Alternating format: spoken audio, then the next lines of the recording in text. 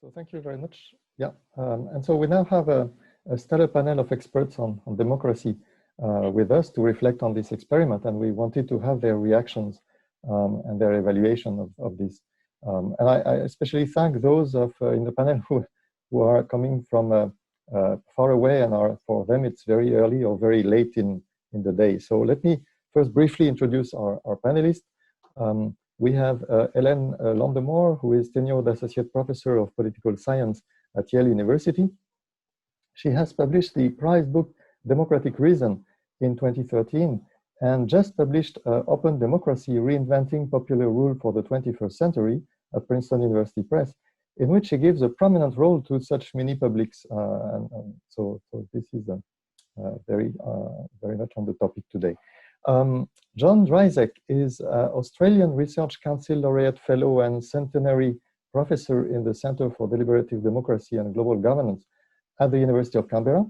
And last year, he co-authored The Politics of the Anthropocene at Oxford University Press, as well as a paper in Nature, Human Behavior, arguing against those, there are many of them who believe democracy is unable to address climate change effectively, but advocating a more deeply deliberative democracy. And 2 years ago, as Jean-François reminded us, he co-edited the Oxford Handbook of Deliberative Democracy. We have Juliette Roussin, who is Associate Professor of Philosophy at the Université Laval at Québec. She will soon publish La Constitution de la démocratie Ronald Dworkin et les principes du jugement at Hermann in Paris. And she has just published a paper in the Cahier philosophique entitled La démocratie épistemique, une approche condorcétienne, in which she advocates going beyond the usual narrow reading of the Condorcet jury theorem and argues, I'm quoting, that it is when democracy becomes the vector of political, economic, and intellectual independence of citizens that its epistemic virtues appear. Archon Fung is the Winthrop Laughlin McCormack Professor of Citizenship and Democracy at the Harvard Kennedy School.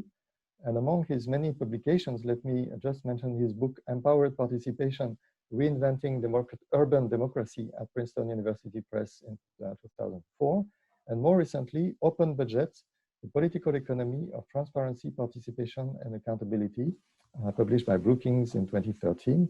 And I should mention that putting theory into practice, he launched Participedia.net, a global network and crowdsourcing platform for researchers, practitioners, and activists interested in public participation and democratic innovations. And finally, we have Charles Girard, who is Maître de Conférence in Philosophy at the University Lyon 3 Jean Moulin.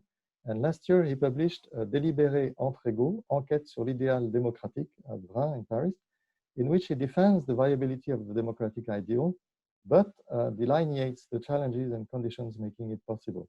I should also say that in 2010, he published, together with Elise Le Goff, La démocratie délibérative, a very useful anthology of the fundamental texts of the recent literature in political thought. So I have asked our panelists to consider, if possible, if they wish, 4 sets of issues. So first, what are the good and bad aspects of the convention we are looking at? Second, what is the most important aspect in such initiatives? Is it the participatory element, having people involved who are more representative, or is it the epistemic element, collecting ideas from the ground or building a consensus? Third, what is or what should be the role and the scope of such assemblies in the current political context with rising populism and in the long-run evolution of democratic systems? And fourth, how to think about the external conditions for such assemblies to be successful, right? We've heard about filter, no filter, and so on. So should there be a commitment by politicians to use their outcomes? Now, I'm inviting our panelists to give opening statements reflecting on what we just heard about the CCC. And if you don't mind, I'll be somewhat strict on time and ask each of you after 10 minutes to wrap up. And after that, we'll have a moment of exchange between the panelists. And finally, we'll invite questions and comments from the audience. And I propose that the audience uses the chat as much as possible. This seems to be convenient. We have a large audience, so that makes it quite convenient. So I propose we start with Hélène, if it's okay with you, Hélène. You know the CCC very well because you were one of the observers. So have you been comforted in your favorable views about mini-publics or disappointed by this one? No, I've been comforted, definitely. If anything, it went beyond some of my theoretical expectations, I would say. It's one thing to think about it very abstractly and theoretically, and or on the basis of secondhand knowledge. Even my work on Iceland was kind of like happening later in time. I didn't witness the process as it was happening in 2010. I got to it in 2012, so the interviews were sort of after the fact. And this time I got to see with my own eyes how ordinary citizens are really capable of you know, learning, educating each other, working with experts to come up with quasi, you know, law proposals, really. So for me, you know, you asked us to think about what worked and what didn't, and so I think that what worked is that they they fulfilled their mandate, which was to deliver, you know, ready to use proposals. And so I think that for me, that's the main conclusion that I've reached, which is that through that convention, I think we've made the demonstrations that citizens are capable of making the law themselves, including on technical, difficult, and wide-ranging topics like climate change, in a large and multicultural country like France, because thus far the examples we had took place in smaller or more homogeneous countries, and in conditions that were additionally far from simple, right? I mean, the French Convention had to deal with social movements, with a pandemic that forced a brutal transition to online deliberation and changed somewhat the parameters under which they had to work. So for me, that's the main success. In terms of what didn't work, I think that the methodology, you know, and that was somewhat to be expected, is not quite perfect. I think there was not enough room allowed for disagreements and large debates about different visions for society. So we evacuated quite early the question of carbon tax, but similarly, the debate on the 28-hour week was very short-lived, took place really late in the game. The conversation about referenda was also sort of tense and too short. And I felt like the focus by the organizers was more on delivery and productivity at any cost, and that made them privilege apparent consensus over an actual exploration of disagreement and conflicting views about you know, about big picture issues. I think that another thing that could have been done differently and could be done differently in the future is the way the emotional transformative aspect of the experience for the citizens was taken into account. I feel like this was a very hyper rationalistic, sort of structured model of what a convention is like, even though it had some fluidity and some flexibility to it, but I feel like the psychological aspect was entirely ignored. And I'm not really blaming the organizers for it. I feel like even in the theory literature, we're not devoting enough space and time to these questions, and I think that's something that could be explored more fruitfully in future iterations. And I would say that the other thing that didn't quite work so well or could be improved were the question of governance. I think it's a big question for this kind of assemblies: who governs them? Here we had a panel of 15 people that were not themselves part of the convention, plus 2 randomly selected citizens who were part of the convention. But ultimately, the structural decisions about the agenda, the procedures, the resolution of conflicts were taken by people who were not part of the convention. I think that somewhat disempowers this assembly, and there's a question of its sovereignty, especially if the ambition is to give it the sort of legislative sovereignty that we give elected parliaments, for example. So I understand that at this stage it might have been too early to consider that problem, and that within the 9 months that were allotted to this convention, you can't tackle both the substance and the question of procedures. But I think that's going to be on the agenda for future assemblies, and in other ones, in Ireland or Iceland or other places, usually the governance is taken care of by providers, by this consulting firm that also organize the deliberations. I'm not sure it's a better model. So we need to think harder about what kind of governance we want for these assemblies. And if there must be a governance committee of the kind that the convention privileged, I think it should be a lot more transparent about the choice of procedures, the deliberations. For example, researchers were not allowed to observe the deliberations of that group, which of course leaves us completely unequipped to understand what worked and what didn't. And I think that's a big problem. And then in terms of what didn't work also, of course, we can talk about the handling of of citizens' expectations and in fact, the expectations of parliamentarians. No one really knew how the without filter was going to be translated.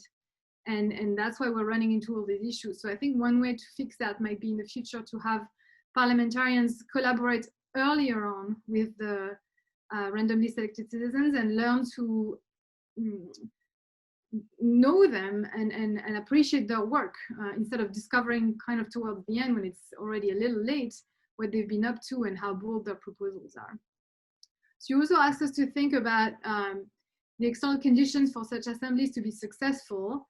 So I think at this stage, referenda are essential to build trust and legitimacy to ensure that the population is supportive of what's being proposed.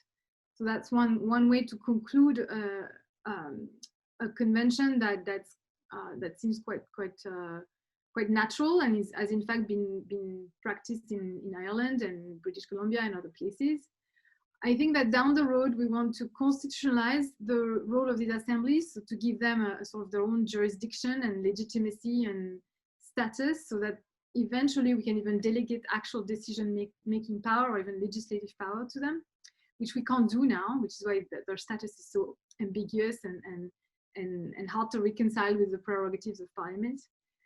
I think that you would need to have better media coverage. I think the media, it was a learning curve for them as well. They just didn't know how to cover an assembly of 150 people in ways that were not just reproducing the sort of focus on charismatic, leaders in the group that they naturally do when they cover, regular politics. And I think that doesn't do. That doesn't serve the concept of a random assembly well. I think they need to learn to have a different kind of narrative and storytelling. And then you wanted us to reflect about whether the most important aspect in this initiative was the participatory element or the epistemic element. I think that for me, I've never really dissociated the two aspects. I think that, of course, participation is educational, community building, it's cathartic as well. And these are all excellent byproducts of the assembly, but they can only be generated if the assembly is convened for a purpose that's credible. And that has to be generating a quality agenda or a quality set of law proposals. So the two aspects are sort of interdependent, if you will. And I would say that, of course, depending on the context, one aspect would be brought into relief more. For example, I think the Great National Debate was a lot more about collective catharsis than actually generating output that would be used and usable. In fact, not much was done with the output except the Convention for Climate itself. For the Convention for Climate, it's clear that what mattered most was actually the delivery of quality proposals, because that was the challenge, the gauntlet thrown by President Macron to those ordinary citizens. If they had failed, I think it would have been a huge blow to the concept of a mini public or a citizen convention. So I think it depends on the circumstances. And I'll stop here to save time for discussion. Thank you so much, Hélène, for these are very thoughtful reflections and very useful because you know the thing very well. And so you sounded a bit negative, but it's very constructive. Yes, it's meant to be constructive. I do think, as I said, I think it's a clear-cut case of a successful convention that proved that citizens can write the law. So that's to me the main takeaway. Yeah, that's great. Let me now turn to John Dryzek. So, John, what is your stake on this convention, and is it contributing to the new politics of the Anthropocene? Yeah. Okay, thanks. It's the middle of the night here in Australia, and there's a very noisy party in a neighbouring house. So I hope you can hear me and not the party. Double thanks then for bearing the noise and the hour. Yeah. So yeah, well, thanks for inviting me to be part of this. It's been a fascinating discussion so far. Clearly, the CCC is a real landmark in democratic deliberation and decision making, and I know how hard it is to organise and run something like this. So if I do have any criticisms, it should be taken in the spirit of sort of really understanding the just how tough it is to get everything right, especially when you've only got one chance to do it. I mean, I've organised a big thing like this before, and it's easy to be critical.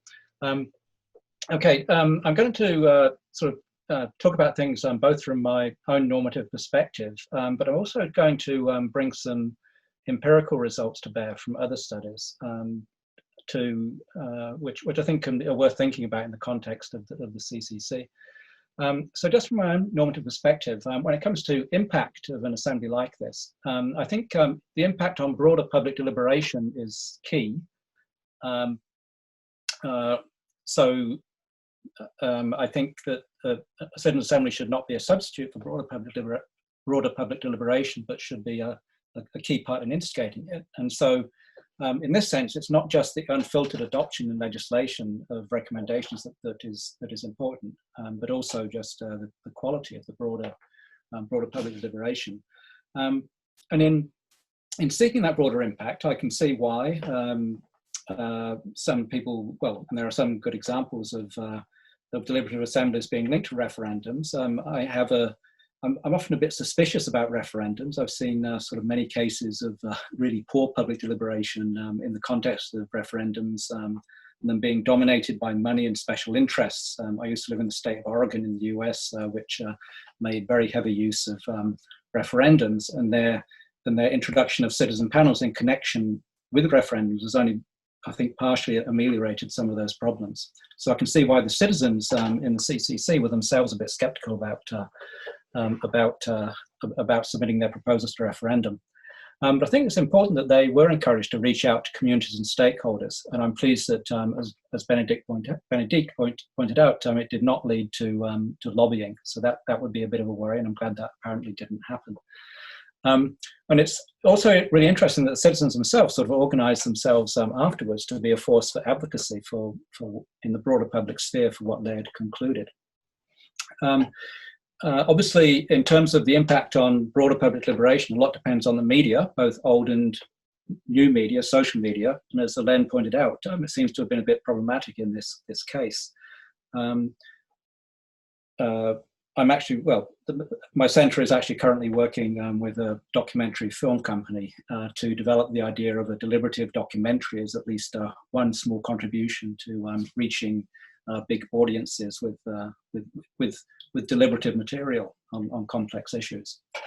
In terms of my own theory, my own sort of normative theory about where processes like this should fit in with politics, politics in general, I have perhaps a slightly unusual position, which is my own feeling is that that citizens' assemblies like this are very good at some things and not so good at other things.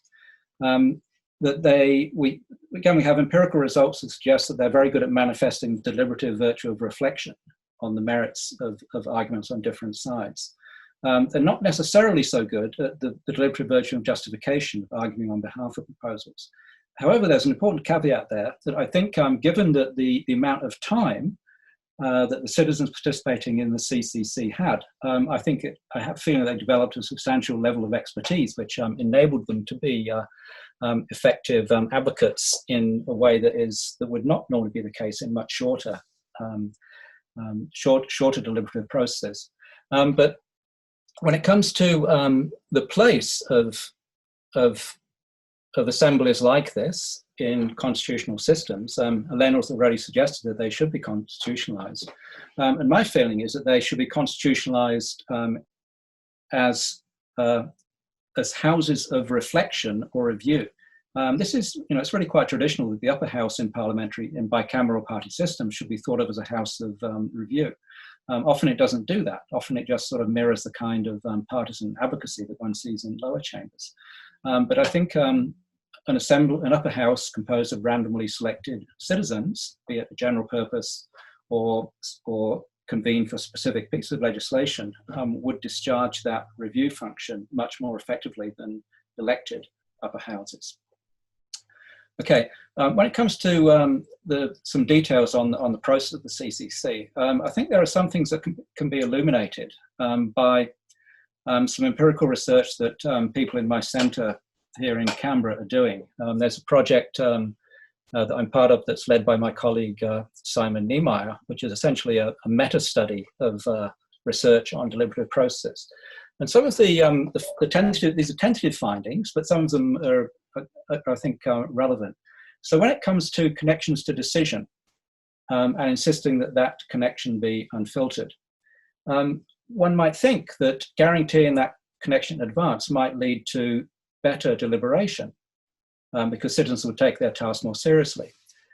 However, we have some evidence that that connection actually attracts a certain kind of participants who are oriented to success rather than reflection.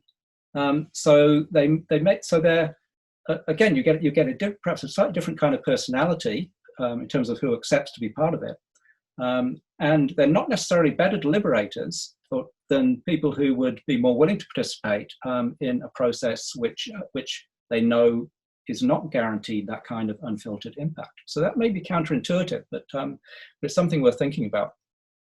In the background paper that we saw, quoting from page 13, the citizens involved were not systematically introduced to the basics of deliberation at the beginning of the process. And I was very surprised by that. Again, we have findings from the meta-study that the way you introduce citizens to the deliberation task makes an enormous difference when it comes to subsequent deliberative quality.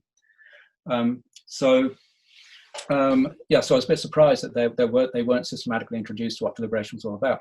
And in fact, one of the best ways to get them socialized into what deliberation means is ask them to develop principles for interaction themselves, and give them the chance to think about it.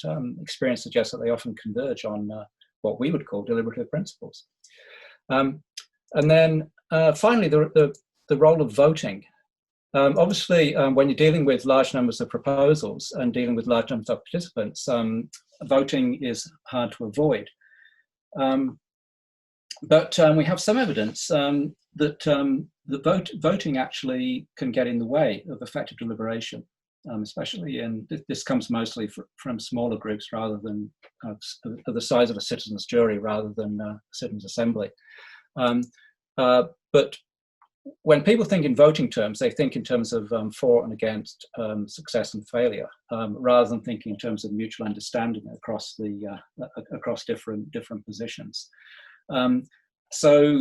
Again, voting is, I think, something to be done with care in the context of deliberative assemblies.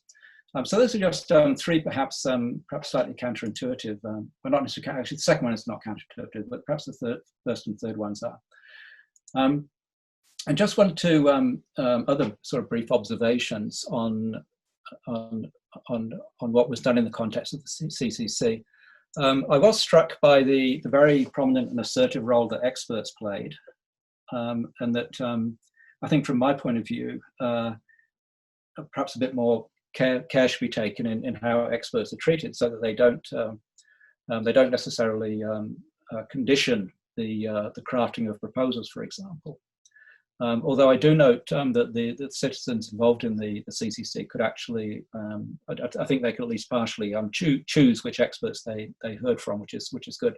So I think it's important to give citizens control of the process, and that ultimately they have control over the crafting of the proposals rather than experts. Though I also realise that the requirement for proposals to be ready for legislation introduces some constraints on giving citizens that prominence in comparison to experts. And then also the fact that the organisers were not required to be neutral. I was a bit surprised by that. I think neutrality is a virtue in citizens' assemblies, in the organisation of citizens' assemblies and all deliberative events. Finally, let me just... yeah, okay, good, thanks. Yeah. yeah, just one final point. The paper raised the issue of to what extent we can deal with global issues like climate change in a national process. And there never has been, there's not yet been a global citizens assembly, but I'm involved with a group of people, consortium, it's a global consortium, trying to organize the world's first truly global citizens assembly. It includes Mission Publique, who are involved in the organization of the CCC.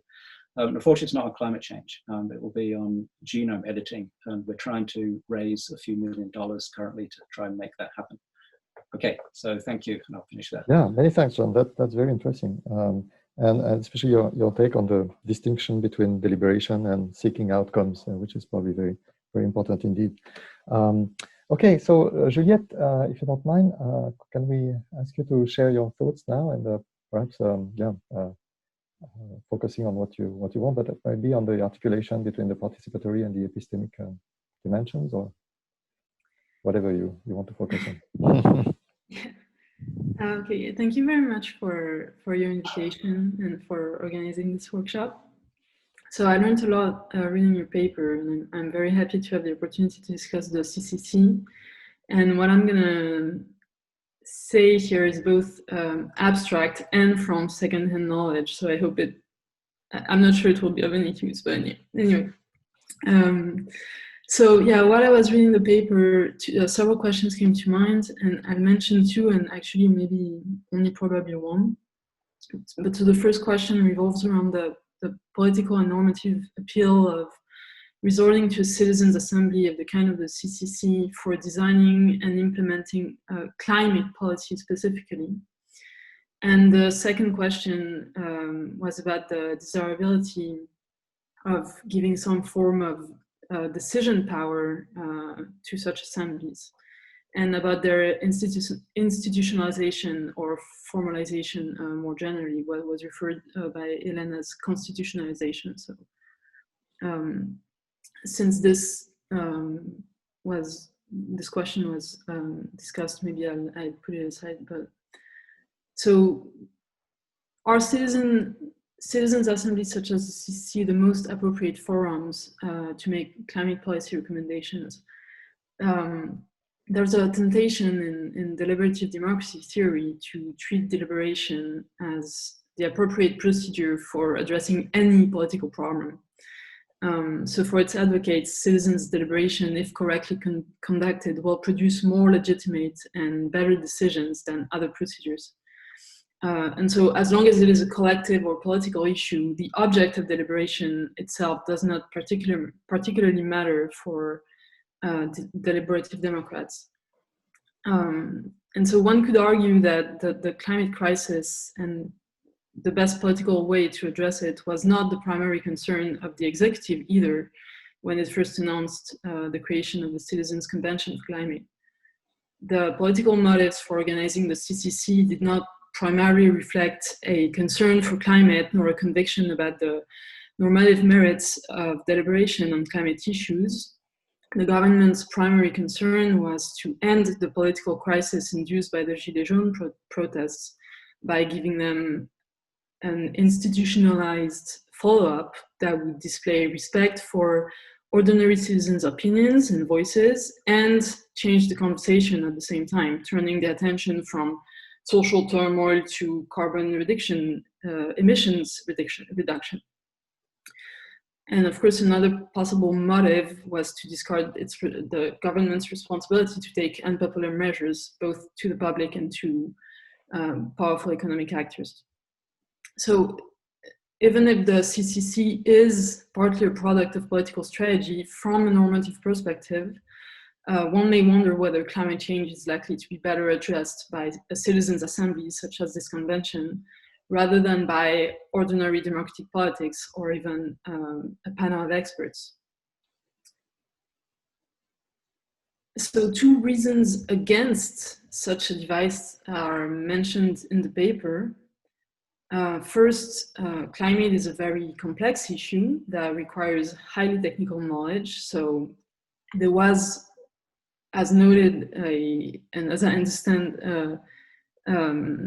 a significant influence of experts on the process. And also, climate is a global issue.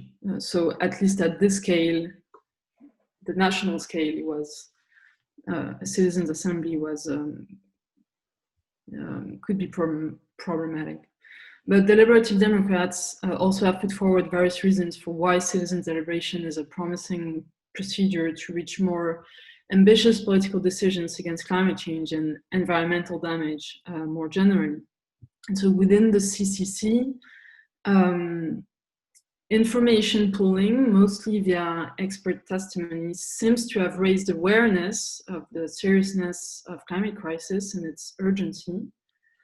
And even if the discussions fail to reproduce idealized deliberation in various ways, as was noted in the article and during the discussion, participants in the CCC seem to have engaged in what John Dryzek calls reflexivity. So their discussions rose their awareness of and their willingness to question not only their own individual preferences and practices, but the broader social and cultural context in which these preferences and practices are formed, including consumption habits, as the various recommendations on advertising and reuse seem to suggest.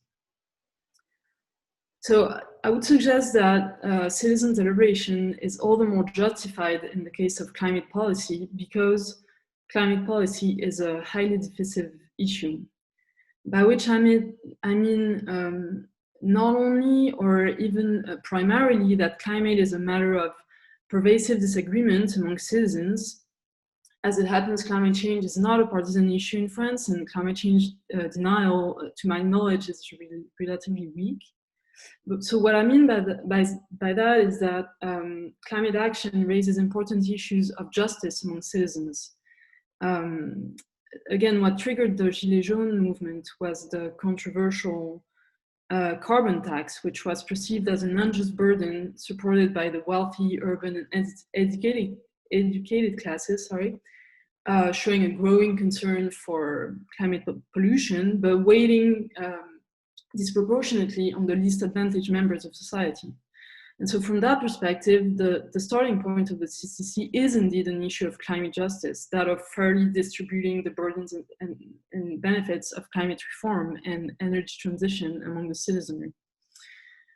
So a deliberative citizens' assembly appears well positioned and well suited for addressing issues of climate justice.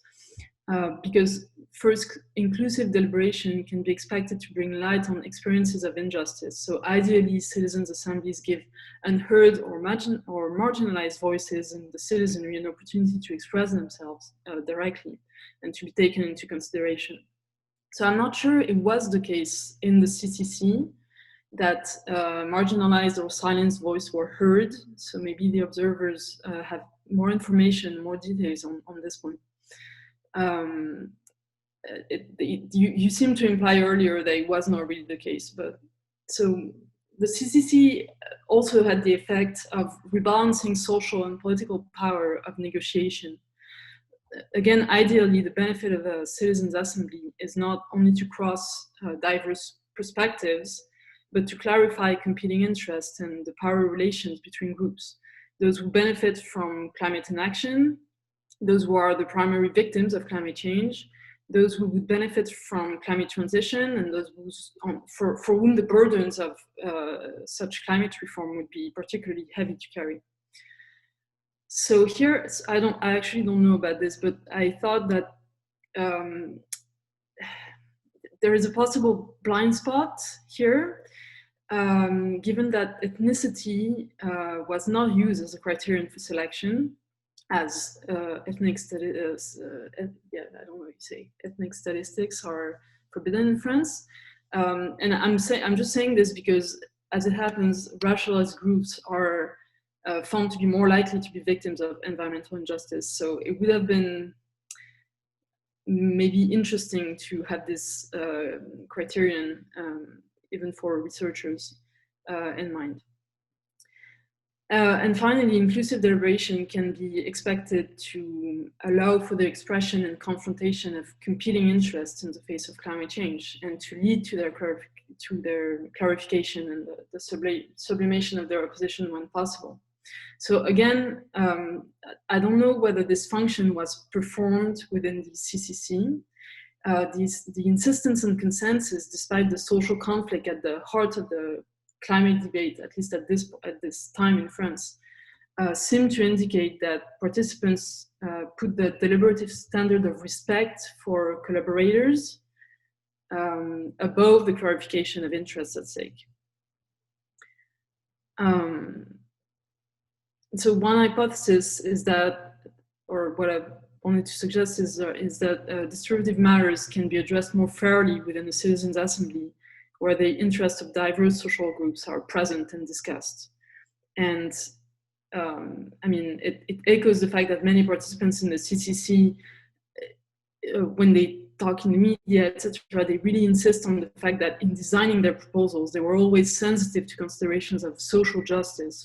For instance, they were mindful of alleviating the cost of all mandatory measures on housing renovation for the least advantaged. Okay, I see it's 10 minutes, so I'll stop here. Yeah, thank you so much, Juliette. That's very interesting, and yeah, you seem to be suggesting that the participation aspect is key in this setting, including in the mind of the government at the beginning, indeed. So that's very interesting. We'll probably come back on many of these issues. Now, let me give the floor to Archon, and I'd like, if it's possible, to ask him if he could compare the CCC with the many cases featured on the platform Participating. So is it possible to do that? Well, I'll make some comments on the comparative. I don't think anybody really has a command of all of the cases on Participedia. There are so many. But thank you very much for organizing this discussion and this fantastic investigation of this, what will be, I think in the future, a really, really important case of citizen participation and deliberation that people will go back to and examine. You know, on a comparative note, I was struck by, and this is, I think, both a good and bad aspect of the CCC, the explicit formation of the CCC as a response to the political crisis and the democratic legitimation crisis caused by the Yellow Jacket movement. And I think in the last decade or so, many citizen deliberations are an indirect response to a sense of lack of democratic legitimacy on the part of mainstream political institutions. But to my mind, this is the one that's most explicitly a response to a big an immediate political crisis that's manifest in mass protest.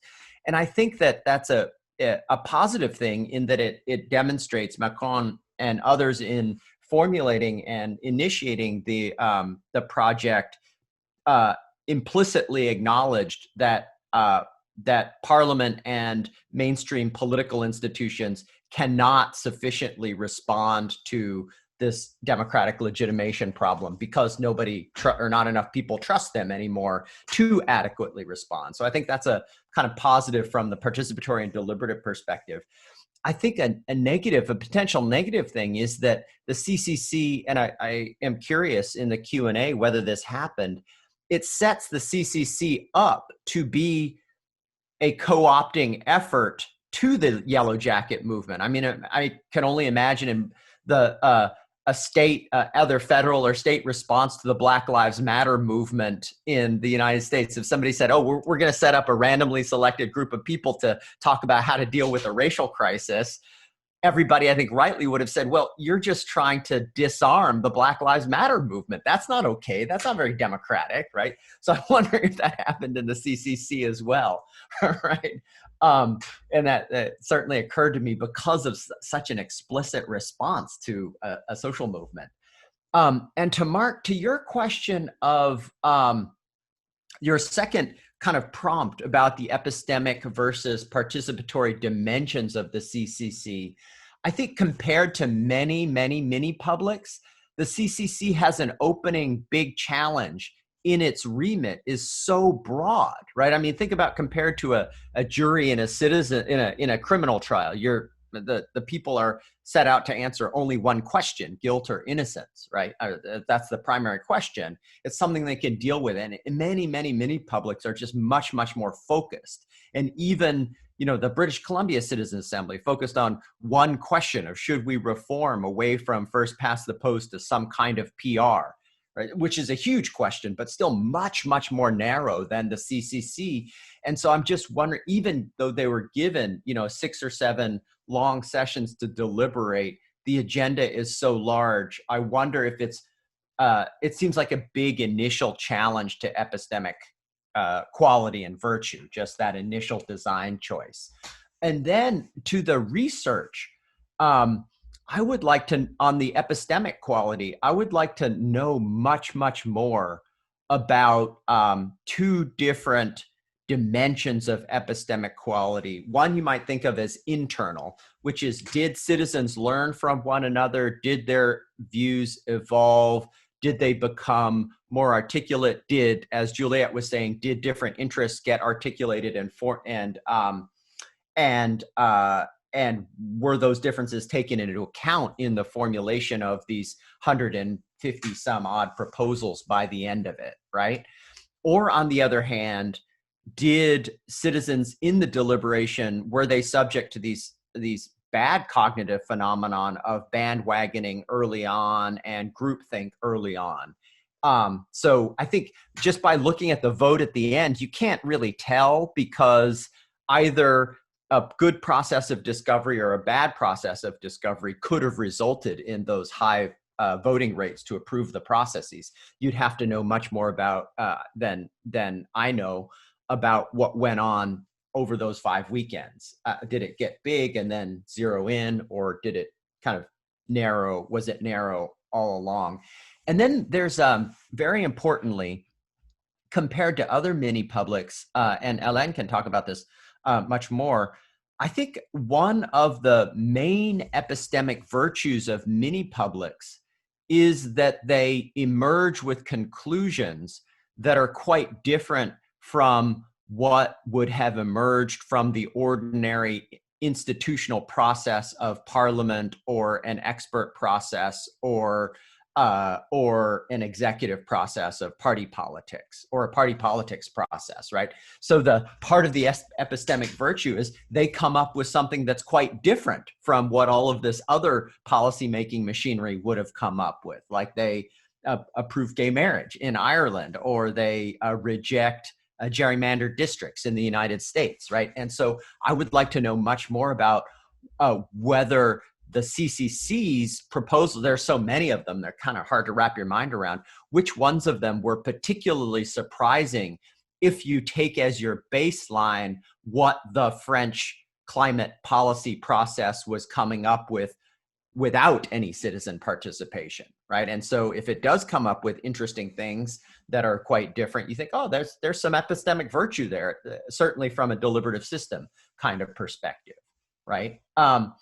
And then to the third issue of what should be the role and scope of these assemblies, and I want to wrap that up with your fourth question of what are the conditions for success, by backing up and saying, well, what is success? And I think there are at least 3 very different answers that go in different directions for the CCC. One definition of success is political success. Does the CCC result in a process, an empowered policymaking process in which what the citizens came up with in that mini public ends up being public policy? And we don't know yet. I guess Emmanuel Macron has committed to a large number of these, has rejected some important measures, a small number of important measures. But will he follow through? Will he be able to follow through? We don't know yet. But so that's one definition of success.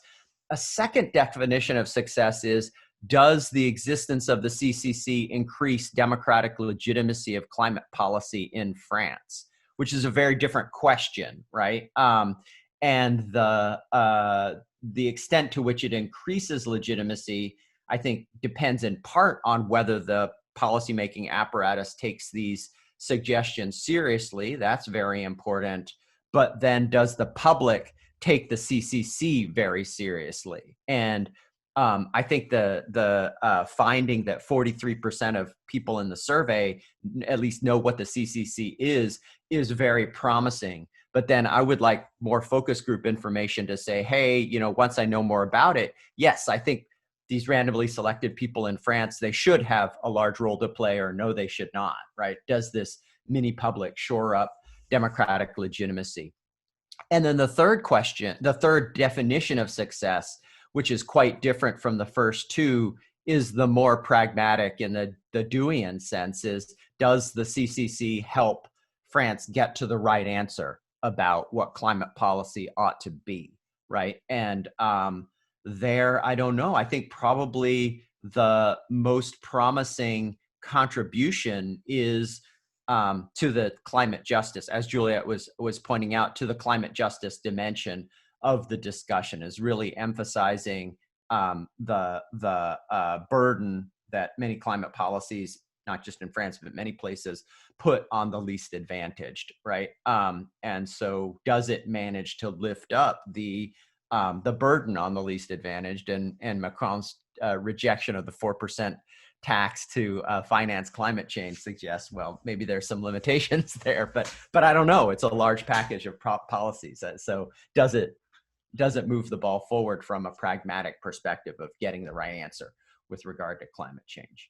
So those are my main thoughts. One question that I had from a deliberative system perspective is, how did the many other pieces of the French policymaking apparatus, the parliament, the civil service, the rest of the executive branch, the advocacy groups, how did they regard the CCC? Did some people really object to it, either publicly or privately, or did everybody say, hey, yeah, this is something that we ought to try because we haven't tried it before and citizens have a large contribution to make there? I think that from a deliberative system perspective, I'd like to know much more about whether the pieces were clashing or whether it was kind of moving in one direction from that perspective. Yeah, thank you so much. Yeah, you really answered the question in a way, and it was very nice to point to the importance of external elements and the general political context indeed. Yeah, thank you.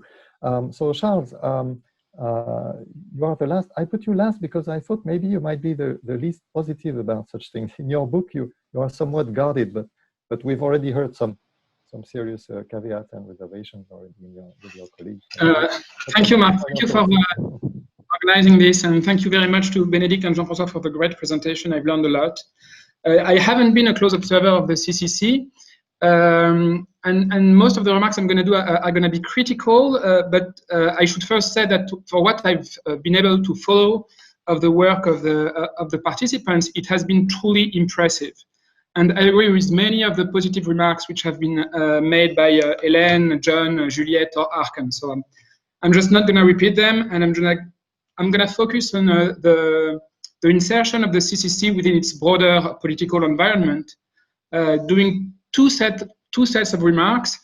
First, about what I take to be the uncertain role or nature of the CCC as a political body in this broader political system. And second, about the legitimacy of citizens' assemblies in general and their relation to the public at large. So first, one of the main things that strikes me in the way the CCC has been debated or defended or criticized in the public sphere is that we are not sure which standards of evaluation we should use to discuss it. And one of the reasons for this, I think, is that there's some ambiguity about its nature or its role as a political body, which is caused by the way it was set up by the government. So, of course, a mini-public, and in particular a citizens' assembly, can be given different roles or be assigned different purposes. But it seems to me the kind of procedural requirements that we can identify depend on the specific objectives which are defined.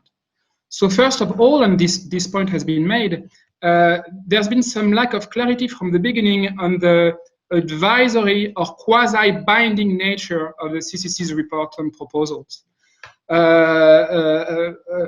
We've spoken already about the ambiguity of the president's promise that the measures would pass unfiltered, which could mean that he had a duty to pass them on as they were, or which could mean that the participants had a duty to produce directly implementable bills.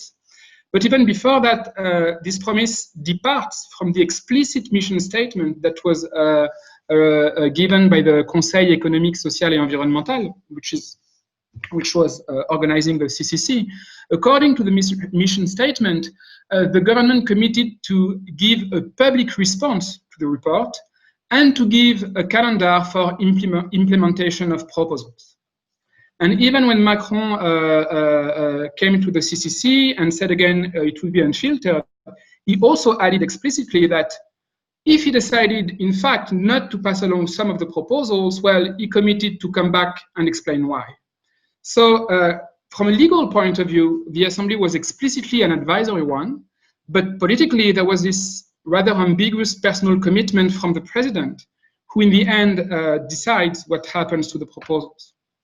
On the same point, secondly, the legal and political nature of the proposals to be made was also left open, as was said. So the fact that the kind of procedures to be activated to decide their fate, referendum, parliamentary action, governmental action, the fact that this was not decided and defined in advance meant that the kind of political work expected from the participants was uncertain. And I think there was a real vagueness about expectations created in the public sphere.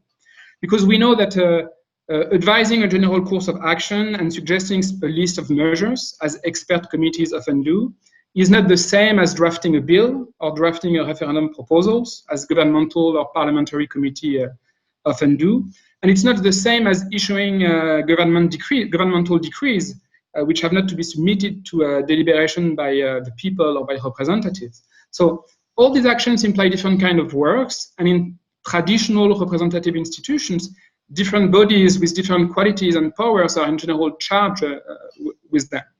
So there was some indeterminacy, and it has been sometimes, I think, presented by the government as a good thing, as the proof of the great freedom or leeway given to the participants, which in a sense it was. But I wonder if this kind of openness cannot also make the deliberation more difficult and contribute in setting expectations which are much more difficult to meet. Thirdly, on the same point, the scope, as Archon just mentioned, I think, the scope of the mission given to the CCC was extremely large, and in my personal view, probably too much so.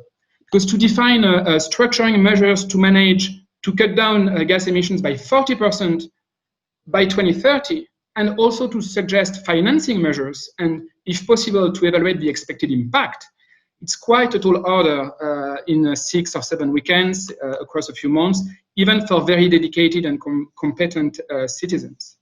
So in any case, it's certain it's very different from asking participants, members of a citizen assembly, to make a recommendation on a specific issue, such as legalizing abortion in the Irish case, or choosing a voting procedure in British Columbia. It's asking them to produce something like a whole environmental, social, and fiscal policy. This, I think, is likely to make them excessively dependent on the work of experts and legal experts in particular, as the background paper suggests. And at the same time, it's difficult to see under such conditions, with such a broad scope, how to do otherwise. And I think all this made it maybe too easy for some critics among politicians, some climate activists, some commentators in the media, of course. It made it maybe too easy for critics to say that the Assembly had failed to deliver a coherent public policy, or to say that to give a long list of measures was to allow the government to cherry pick and to do more or less what it wants, or to denounce the lack of such and such issues, such as carbon taxes or nuclear energy. I think the scope of the Assembly's mission and the expectation it created facilitated this kind of negative response. So to go back to your question, your second question, I don't think there's a one right way to build or to insert a citizen assembly within the general political system, because it depends on the question, the issue being discussed, and it depends on the specific nature of a specific political system. But I do think it's essential to define in advance the end game, the kind of proposals to be made, the kind of procedures to be activated, and to do so as much as possible. Right now, there's no constitutional ground for this in France, but to do so as much as possible in a legally binding fashion. And if possible, to define a narrower mission. So all of this might be false if we consider the main purpose is to stimulate public debate, to create a symbolic forum where participants can deliberate and be heard by the public. But in this case, it might be difficult to ask the same assembly to also be a decision-making body with such a large mission. I have a second set of remarks, but I'll make it short, on legitimacy. And so I'm convinced that mini-publics have many advantages and virtues that can help establish their legitimacy as political instrument. The epistemic gain brought by a greater diversity of perspectives, the symbolic gain that goes with a greater resemblance to the population, and the gains in terms of impartiality or indifference to short-term electoral stakes, for instance. But I'm much more skeptical about any claim that the deliberation of a mini-public can give an idea of some counterfactual image of what would be the deliberation of the public at large, and that it can replace it because of this. So I'm much more skeptical about any claim that the conclusion of a mini-public can be held as representative of what would be the conclusion of the public at large if it had deliberated. Some vague version of this idea was pushed by some political actors saying, this time we know what the French people truly want when he is informed. This time the French citizens have spoken, the French citizens as a whole, and so on and so forth. Which is the sum of problematic language which is always used in France to describe the work of Parliament, which is a serious problem, I think. So I think it's a mistake to ground the legitimacy of citizens' assembly on that kind of reasoning. First, because there's no sense in which the public at large could deliberate in the same way as 100 or 200 persons. Second, also because the kind of counterfactual argument ignores the decisive role played by organizers and experts. And the background papers underlines the influence of the 5 committees on the process of the CCC, describing it as a form of co-construction. And there might be good reasons to go that way, but that makes it extremely difficult, in my view, to say that the result reveals what an informed public would want in general. But also, thirdly, because to say that the French citizenry somehow has been represented and has expressed its counterfactual will would make much more difficult the articulation between the assembly itself and the general public. And if it were true, it would be difficult to see why we would need to have a referendum or parliamentary deliberations or other forms of deliberation about the result of the assembly. And to my mind, at least, what makes citizens' assembly so interesting, by comparison with other forms of mini-public or deliberative polling, is precisely the fact that they often articulate the deliberation within a mini-public and the mass participation of citizens. And this combination only makes sense if the assembly's legitimacy is based on its epistemic, symbolic, or pragmatic features, not on its identification with the public at large. So I was stricken by the fact that participants did not want to submit most of their proposals to a referendum, precisely because they thought that the public would not understand them or would not decide on the merits of the proposals in the right way. It's understandable after having been so committed for many months, and referendums do raise a whole series of problems, especially in France. But this still sounds a little bit, maybe very much, like the old-fashioned kind of reasoning we know of political representatives who distrust the judgment of the public as it is exercised in the public sphere.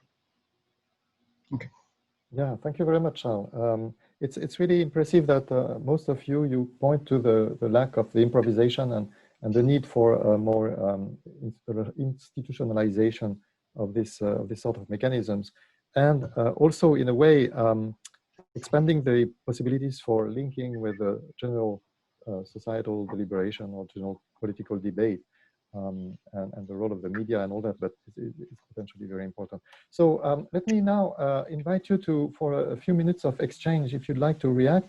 And I'd like to extend this invitation to Jean-François and Bénédicte as well, if they wish to participate. And in the meantime, the audience is invited to put questions on the chat, and I'll try to relay them as much as possible after, let's say, about 15 minutes of conversation between. Yeah, there's plenty of things to react to these very stimulating ideas, but let me raise one point that has been common to the previous talks about the role of the experts. We can endlessly debate on this role was too important, very important, not important, and so on and so forth. I think that there is one thing that we learned from this convention, because it took so long. What happened is that these experts, there were many of them, and of different kinds. And some of them came one day and then disappeared.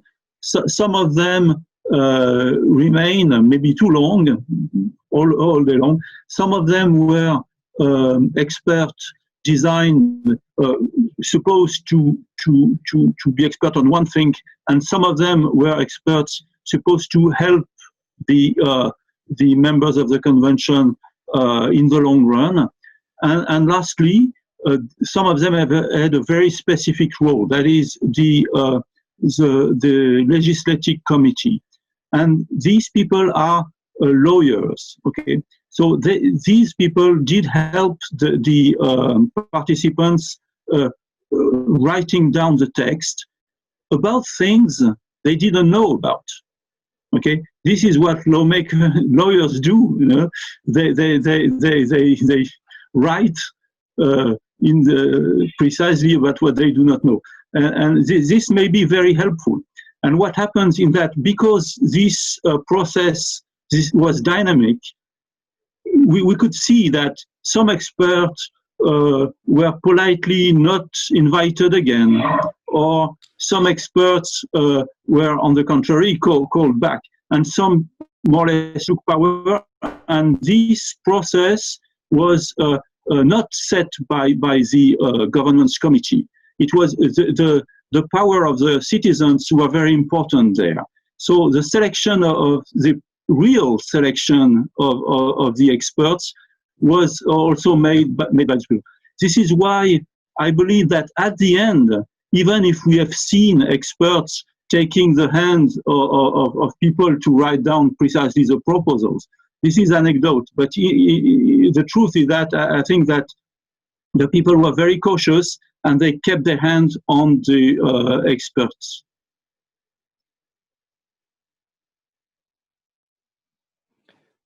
Yeah, so the others feel free to unmute and intervene directly. I mean, the panelists, you can unmute your microphone yourself. Yeah, I just want to follow up on that because it's related. This is where I think this kind of experiments is really teaches us things that pure theory can never teach us. Like it's indeed a dynamic process that really unsettled for me a number of very static assumptions that I came in with. So, for example, on the role of experts, absolutely, like this seemed like a trap in a way. It was a way, you know, combining Archon's worry and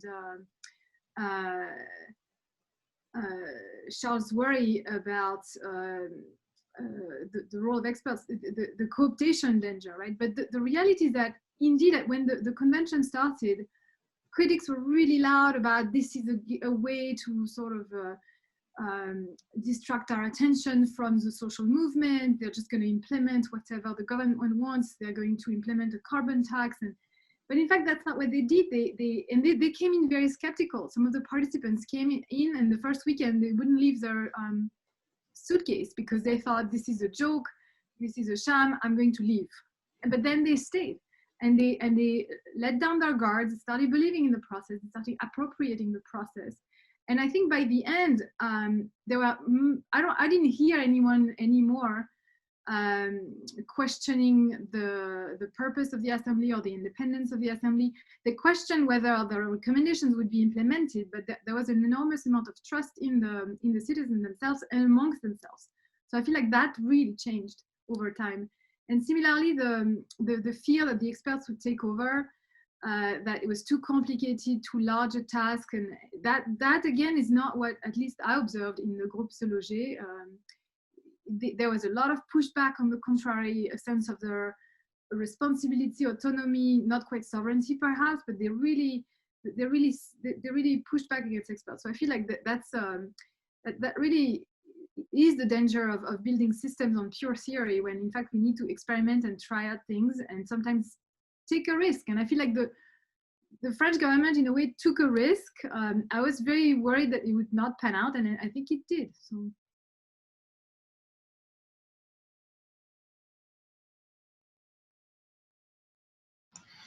I was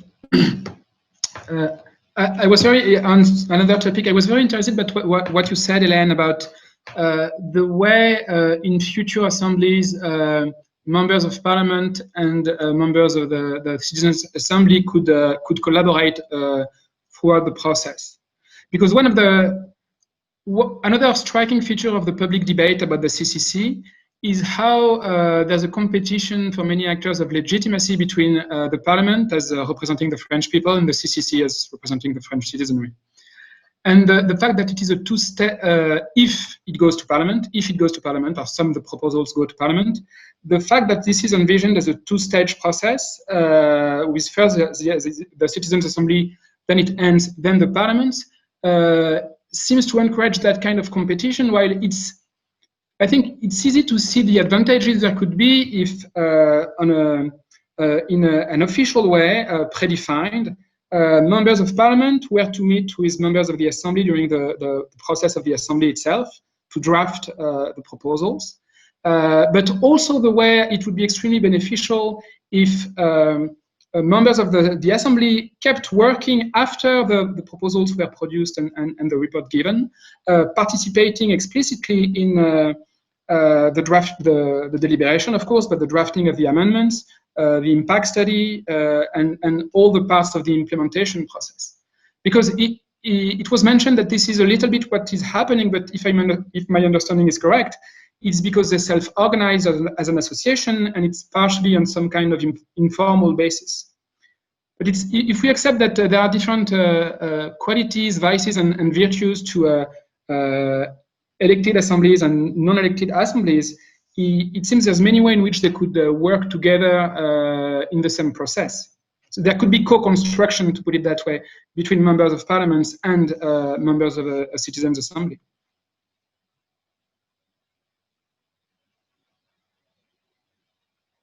Sorry, should I answer that?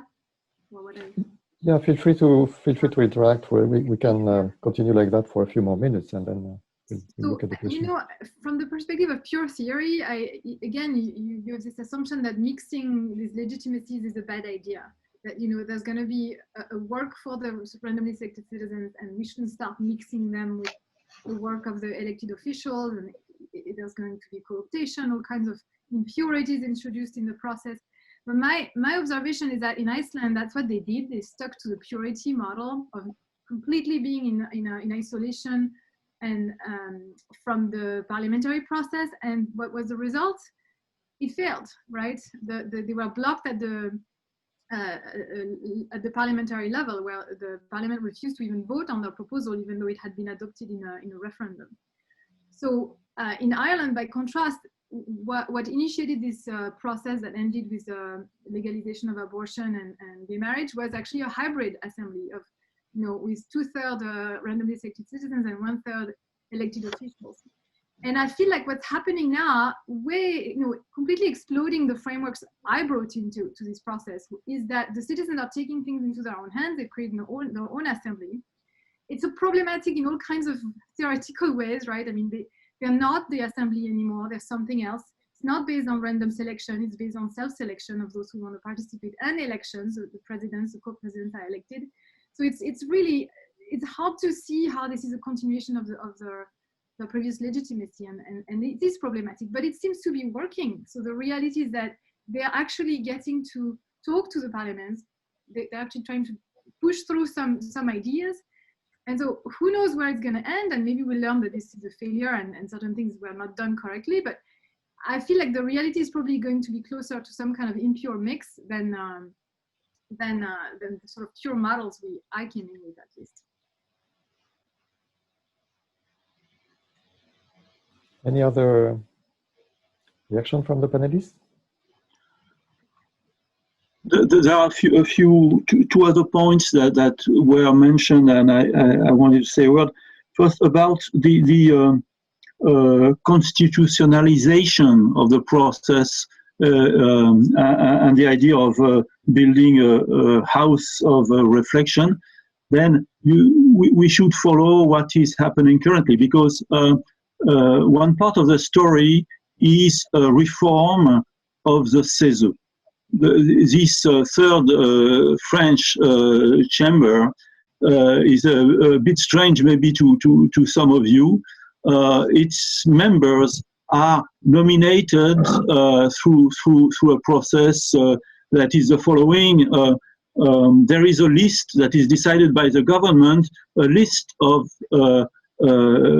organizations, for instance, trade unions or things like that, who are entitled to have one or several seats in this assembly.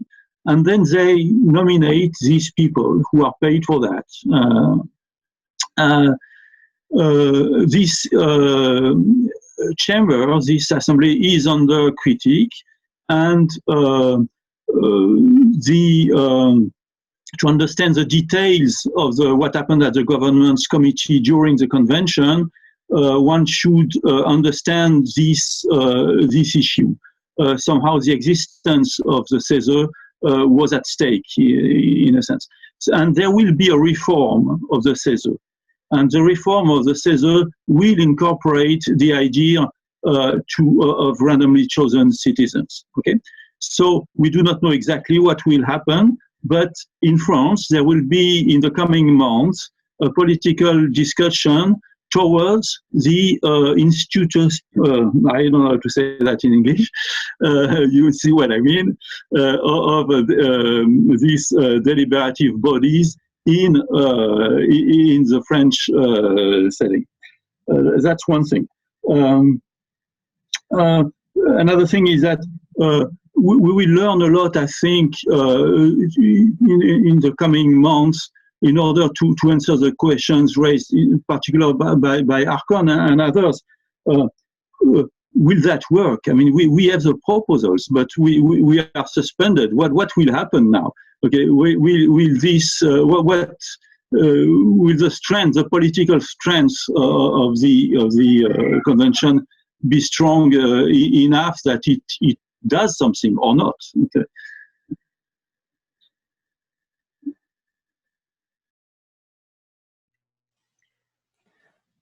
I have a question, just yes, a follow-up question on the reform of the CESE. Will it involve also a reform of the kind of power it has? Because now it's only a consultative body. Frankly, we do not know. It can't. This would require a constitutional change. So I think the organic law cannot change the powers of the CESE. So that's my understanding. Yeah, but there may be a referendum changing the constitution, and it may be part of it. I mean, we don't know. So maybe I can start channeling some of the questions coming from the audience. So there is one, perhaps let's start with John Dryzek, because it's so late for him. One from Jordan Rain about the need for having deliberative democracy at the global scale. Is that so essential? So why is it essential? And so what John described at the end of his talk sounds quite exciting, but can you say a bit more about the need for such a global initiative? All right. Okay. Yes, I do think it is possible to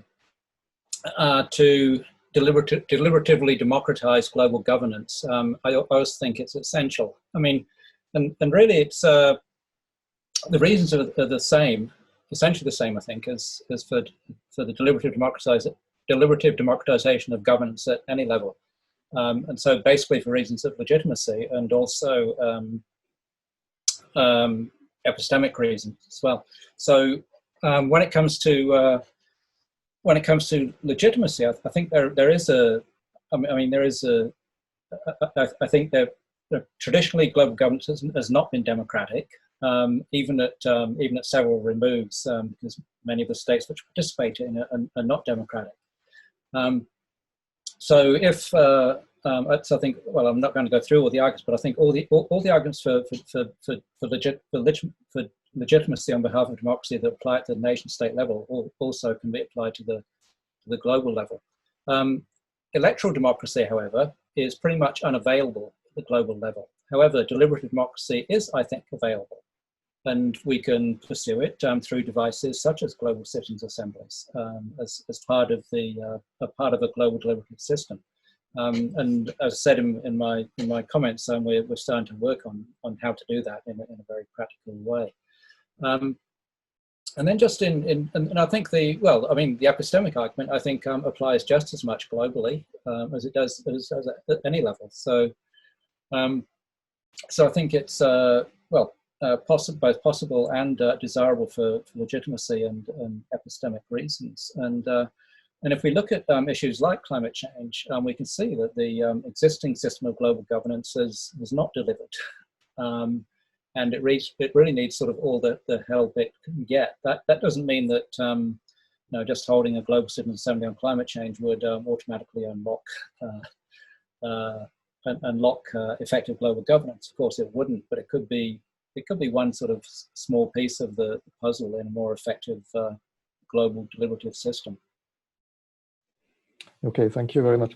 There is one question from Bernard Robert, which is about the articulation of normative thinking and empirical research in this particular case. So can your expertise on normative issues suggest some ideas for particular empirical questions looking at such a case as the CCC? What's the most promising combination of normative and empirical work for that? Yeah. Okay, shall I respond to that too? Yeah, anyone. Yeah, feel free. You can start, John. Or maybe I'll let somebody else speak first. No, you can start if you have something, and then we can ask others if they want to chime in. Well, I'll just say, I think there's, in deliberative democracy research in general, there's actually a long history, so decades now of research that of empirical research designed to inform the normative project. So in terms of an exemplary combination of political theory and empirical research, I think we've already got a lot of intellectual capital to build on. But of course there is still much that we don't know in terms of I think some of the questions that have come up in the course of the last 2 hours in terms of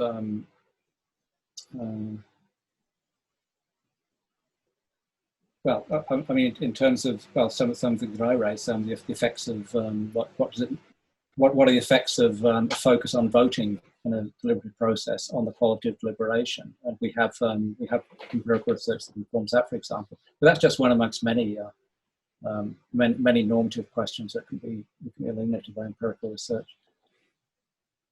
Yeah, thanks. Does anyone else want to say something about this question? Yeah. So actually, I've sort of pleaded in the case of the CCC for introducing some experimental dimension in the process, so we could have we could test some assumptions actually. Because for example, I find this question of the voting procedures, whether to use them or not, how frequently, in what context, etc.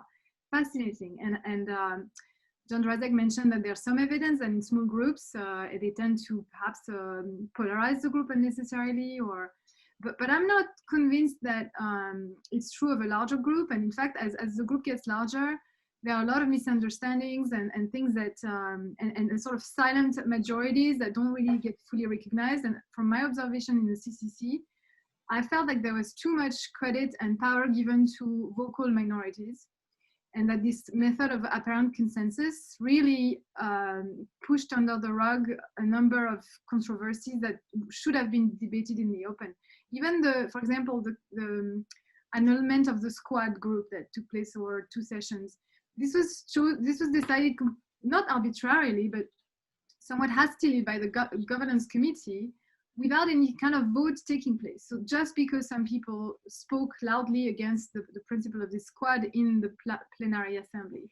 And I witnessed a couple of times when citizens asked for a vote to be taken and they were ignored by the organizers. So we could see, and I don't know whether I don't have the answer to whether it's a good or bad idea, but I think we could have tested it by using different methods in different randomly allotted groups. There are 5 of them in this assembly. We could have done all kinds of things with a treatment group, a control group, and we could have measured perhaps some differences.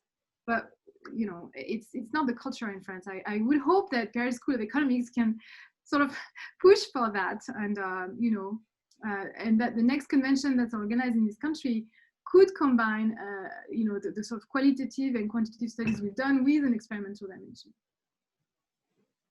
And it's not the only question. We could ask questions about the kind of facilitation, the presence of facilitators at each table, whether we play up the role of emotions or try to keep it down. I mean, there are lots of questions that could be answered that way. Yeah, Go ahead. Marc, do you want to move on or still stick on this question for a bit? Yeah, if you want, if you have more to say on this, yes, please. Yeah, I guess I would like to scope out on the question a bit. I mean, there's a whole set of normative and empirical questions about how the mini public itself operate. Are the citizens treating each other in a deliberative way? Are they deliberating appropriately? How could that be better? Another set of questions, which goes to Marc's initial prompt about how do we think about the CCC in this moment of, and other mini publics in a moment of populism, is what are the normative expectations for mini publics like the CCC in the first place, right? In a moment in which representative institutions are under a whole lot less stress, we might think, well, the normative expectations or contributions to democratic legitimacy of a mini public are more limited or constrained. But in a moment of populism, when representative institutions are really up against the ropes, you might think, well, we all ought to be looking for other democratic institutions that can create legitimacy and successful governance. And then if you look to mini publics as one of those, then the normative expectations go way, way up. They're just different. In my mind, the normative expectations for mini publics now in this moment in 2020 are just very, very different from what they were in 2000 or 2005 or 2010, because the broader empirical context, if you like, as the questioner says, the context of the deliberative system itself, I regard as just fundamentally different than before 2015, say. Okay, yeah, thanks a lot. So there is an interesting question from Claire Mellier-Wilson, and let me read it. So currently, these assemblies are mainly initiated by power holders, executive or legislative powers, which in theory gives them credibility because it sends the message someone is listening. What would be the legitimacy of citizens' assemblies initiated by civil society, citizens funded by philanthropic organizations, or crowdfunding, in your opinion, right? A bottom-up rather than a top-down process for setting up such initiatives. Who would like to address this? I can address if you like. So I was actually involved in organizing a citizens' assembly a few years ago that was initiated by a civil society organization funded by a philanthropic foundation. And I think it's, I think gaining legitimacy for that was extremely hard. We had, I mean, it was the Australian Citizens' Parliament. It was held in 2009. 150 people randomly selected from, you know, one from each federal electoral district in the country. And in the end, I mean, we learned a lot, but we, but in terms of the idea that somebody was listening, we got recognition of our existence from the Prime Minister. He sent a representative along for the opening ceremony. He sent his parliamentary private secretary along to receive the recommendations. But in the end, it was like the recommendations all just went off into a void and really had no impact. So based on that experience, I think it's, yeah, it's very, very hard for something initiated in that fashion to really have an impact on power holders in the political system. And I think, and what that means, I think you have to do a much better job in making sure that its impact is felt in the broader public sphere, not necessarily by the formal decision-making institutions. And we tried on that dimension, and I think had some success, but also some limitations as well. Okay, thanks. Anyone else wants to share other experiences? Yeah. So the legitimacy, to me, it's partly a comparative question, right? It depends on how delegitimized the existing official system is. And the more delegitimized, the more likely it is that outside groups can sort of gain traction and get the sort of following and support they need to be visible and be able to put some pressure on the existing system. But I think that at the end of the day, when it's organized by private groups and private philanthropy, it doesn't have much democratic legitimacy because it's a very self-selected group. It's usually a narrow group. So I see the role for this,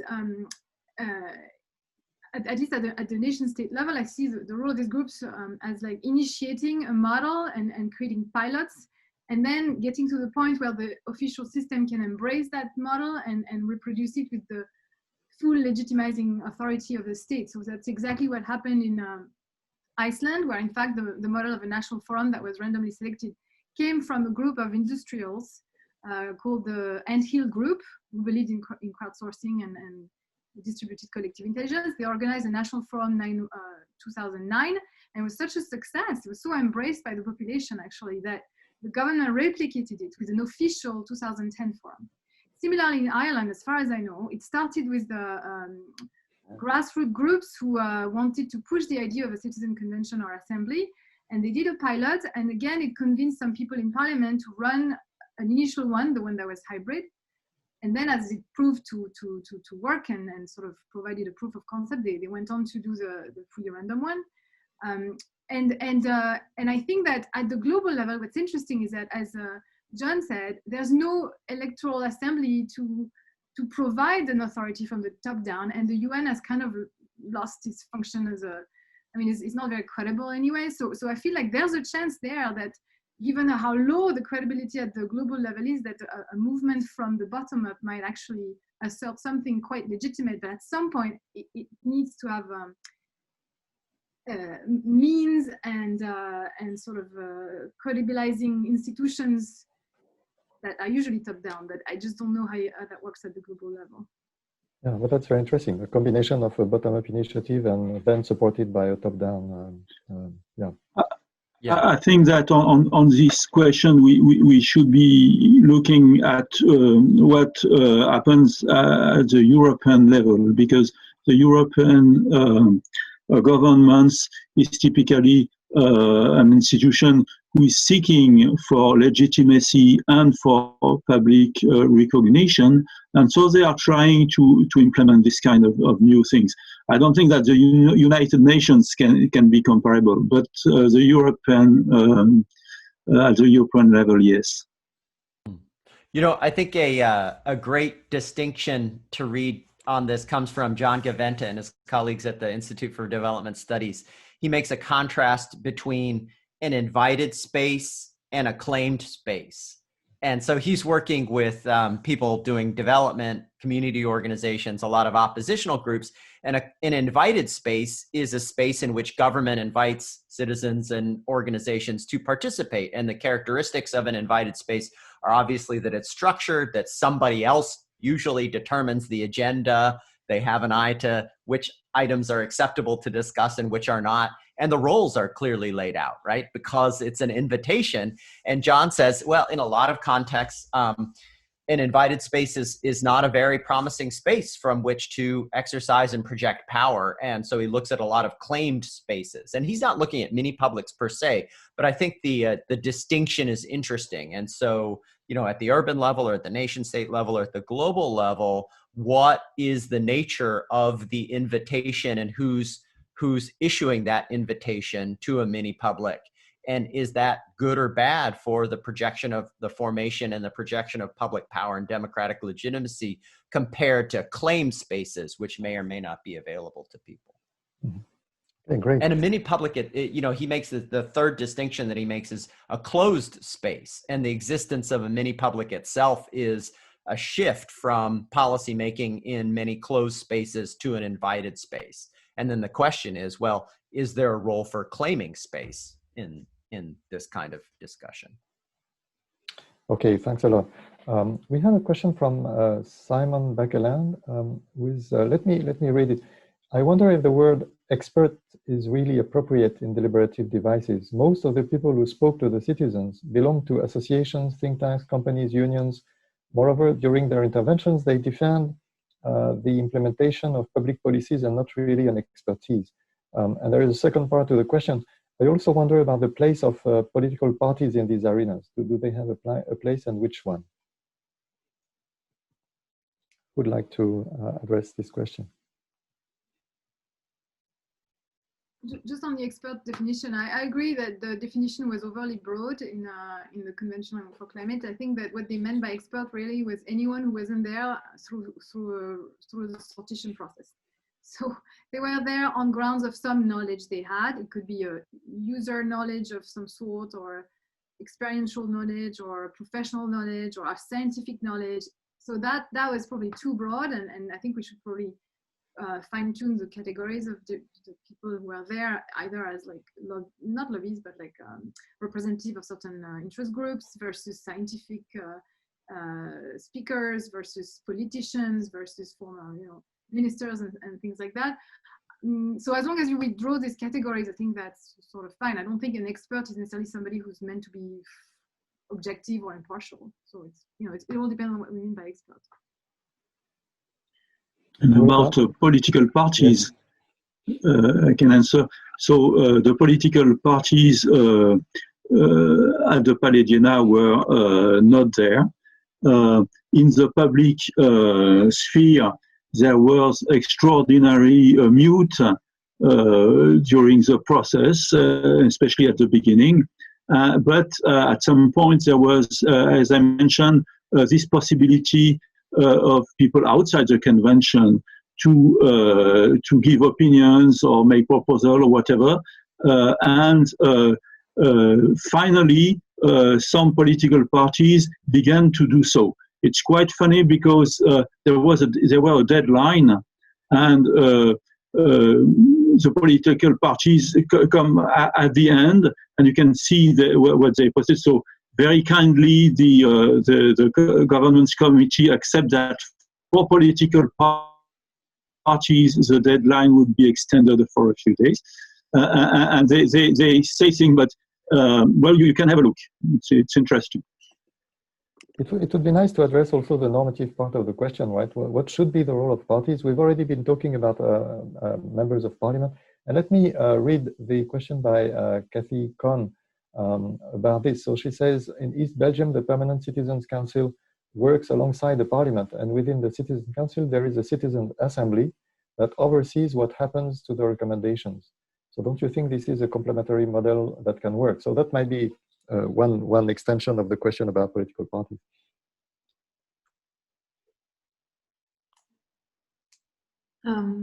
Just quickly, sorry, not on parties, but on experts. I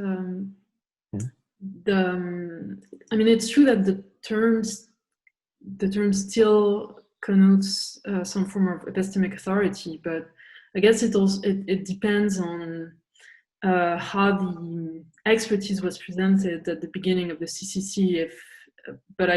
So I don't know if deliberation norms were not explained clearly to the participants. Maybe also the status of experts was not clarified, or I don't know. But like, it's easy to present experts or expertise as possibly being contested, or as Hélène said, not necessarily objective or neutral or value neutral. So, and it's true that someone in the chat says, in the UK they made a difference between informants and advocates, and that's kind of terrible, because actually an expert can be an advocate, and if it's made clear from the start that the expertise is not some form of truth given or imposed to the public, but or to the assembly, but something that can be debated and opposed to another expertise, as in a trial in front of a jury. I think this is a good actually start to incentive for deliberation. So just something that I thought was very interesting or smart device was apparently there was a team of fact checkers that the participants could appeal to whenever they had thought or had seen, I don't know, a video on YouTube saying something, and so there was a team of fact checkers. So I don't know if it's more, if these would have more the status of informants, but I thought it was a good interactive, a good way to interact with experts or expertise. So the fact checkers were often students or young colleagues. Many of them come from the Institut de Politique Publique here in PSC, and they were at the disposal of people, and so they had a different status, because they could be ordered to look at something they do not know from the start. So this makes them in a position quite different from advocates, of course.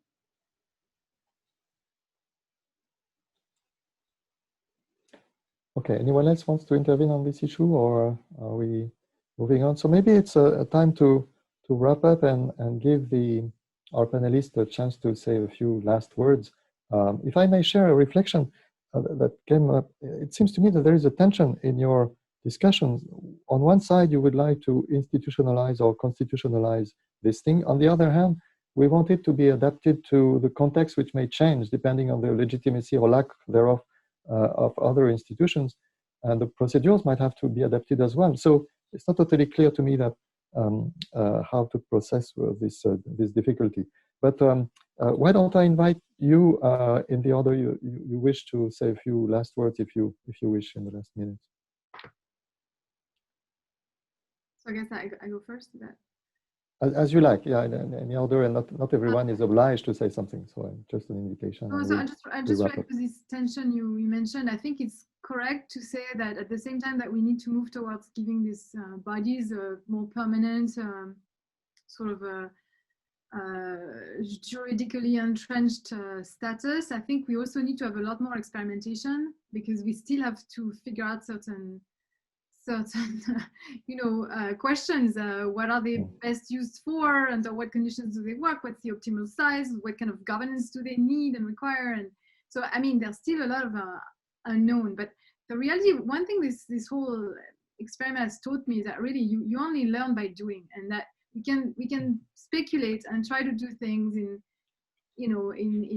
labs, and it will never replace the lived-in experiment. And so it needs to have high stakes for it to teach us anything. And so just the same way that the founders of our republics basically design entirely new systems on the basis of little more than what passed for political science at the time, and they made huge mistakes that they now have in the process of fixing. I think we're at the same stage, except we know a lot more, I think, and so I think we need to, my preference would be, for example, in the case of France, that we do create this body, like whether it's the CESE or a new version of it, that is in charge of organizing several conventions a year, using a scientific sort of protocol to test multiple formats, to just improve the process, and then ultimately we'd be able to formalize all of that a lot more. But it would be good to start somewhere, and I think that we're past the stage where we can do like one-off assemblies, and we know it works. I mean, the OECD report, I keep citing it, but it's a mine. I mean, it's a gold mine of case studies. There are 289 mini publics that have taken place in the last 10 to 20 years. So we know they work. Now the question is, can they do more? Can we give them actual, legislative power, agenda setting power? And I think we could try at the regional level first, maybe, but then global level would be ultimately the idea. Charles, you want to say something? Yes, I just wanted to react to the tension you were mentioning. It can be there, but I'm not sure it's a necessity, because a way to institutionalize that kind of experience or assembly is to just make clear who would have the power to activate it. It could be from a popular initiative. It could be a way to define which powers exactly, which kind of relation it could have with parliamentary, the executive, and so on and so forth, without necessarily defining a very specific, rigid form for those kind of citizen assembly. It would be to create some kind of legal framework, and probably constitutional framework, within which the powers and the limitation given to the different actors from the top to the bottom would be defined in a more clear way. That would make it impossible, for instance, for one actor in France, as often the president, to hold all the levers at the end. Juliette? Yeah, I think that institutionalization might offer a solution or response to the challenge Charles was mentioning earlier about what is this assembly, like why is this assembly legitimate to make decisions in the name of all the people? And I think that some form of, if you have a citizens convention that is perennial, that meets periodically based on the same sortition system, you gain democratic legitimacy not because you have a representative assembly due to sortition. So you don't have citizens who are entitled to speak in the name of the people, but it's very much like a jury like in the criminal system.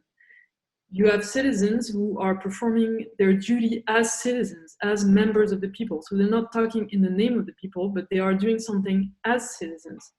And this gives legitimacy to the device, but it cannot happen if it's an ad hoc convention, very much in the comparable to an ad hoc committee here to write a report and use at the convenience of the government. So I think that the issue of institutionalization is linked to the issue of democratic legitimacy. Okay, thanks. Do Archon and John want to say a few last words? Yeah. Sure. Archon? Just a couple of points on the institutionalization question. I don't know whether institutionalization is premature, but I think that one of the things that needs to go along with institutionalizing the role for citizens, whether it's in a separate assembly that has some sort of constitutional status or a trigger that would convene more regularly ad hoc mini publics over controversial subjects, is what the justification is exactly in the public mind, right? And I think that there's a kind of epistemic justification, is these people are just different. They're likely to be less educated, come from less selective universities. They're likely to be younger. They're likely to have a different income profile. They're likely to have a different set of life experiences. And therefore, the answers that they come up with might be helpfully different and better, right? That's one. And then another, which that's the usual one. I think one that we ought to pay more attention to is the moral and ethical advantage of mini publics, of citizen participants, right? Especially, this is most clear in the United States, but I think it's not absent in France or the UK either, is that politicians oftentimes have interests and incentives that lead them to depart from advancing the general good, whether it's particular attention to people, to their supporters, or to interest groups, or simply to entrenching rules that perpetuate their own power. Those are ethical reasons to favor, on some questions, ordinary citizens over professional politicians. And so those are two kinds of sets of reasons. But I think to justify publicly, the institutionalization of mini publics, those kinds of reasons have to become more widely accepted and articulated so that people understand why it is we're constitutionalizing a body of ordinary citizens, or even giving them a large role in ad hoc assemblies. Okay. Yeah, John, it's fantastic you are still not asleep. Yeah, okay, this has been a great discussion. I've really enjoyed it. I've learned a lot, and I suppose that sort of returns us to perhaps to the theme of learning.